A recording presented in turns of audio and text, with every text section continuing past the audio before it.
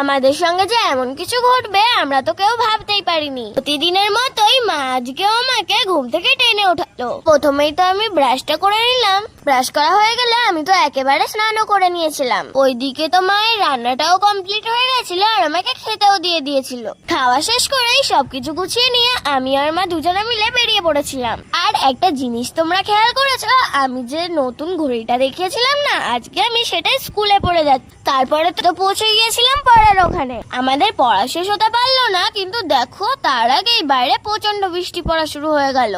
পড়া শেষ করার পর তো আমরা বসেছিলাম যে কখন বৃষ্টি থামবে আর আমি স্কুলে যাব, কিন্তু স্কুলের টাইম পার হয়ে গেল, তাও না আমাদের বৃষ্টি কমলো না। বাইরে তো প্রচন্ড বৃষ্টি পড়ছিল, বাড়িতেও যেতে পারছিলাম না। সেই জন্য না আমি এখানে বসে বসে একটু দুষ্টুমি করছিলাম। আর বৃষ্টি তো এতটাই হয়েছিল যে এখানে পুরো জল জমে গেছিল।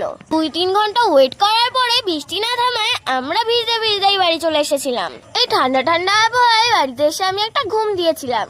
ঘুম থেকে উঠে দেখি মা খিচুড়ি রান্না করেছে, আর তারপরে খিচুড়িটা আমি খেয়ে নিয়েছিলাম। বর্ষায় খিচুড়ি খেতে তোমাদের কেমন লাগে কমেন্টে জানিও।